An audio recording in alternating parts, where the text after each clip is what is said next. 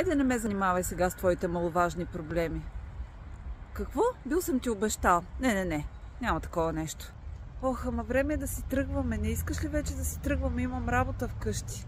Не ти се тръгва. Ми добре. Явно днеска няма да успея да си свърша работата. Веднага спри да се лигавиш. Значи почвам да броя до 3. Ако не правиш каквото ти кажа, ще те накажа.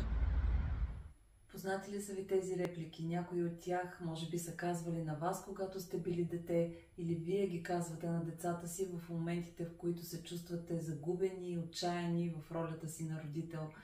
Родителството всъщност е една изключително сложна и отговорна роля, но никой не ни учи как да бъдем родители. И за съжаление ние започваме да повтаряме моделите от собственото си детство.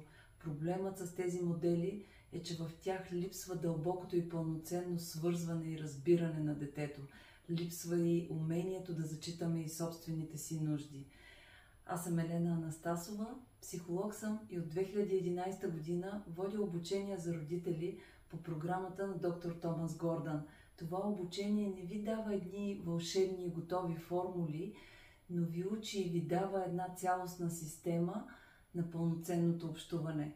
Ако искате да изградите с детето, с партньора си здрава връзка, която се основава на доверие и разбиране, а не на страх, срам и вина, можете да ни потърсите на сайта на Гордан Тренинг България и да видите кое е следващото обучение, за да се включите в него.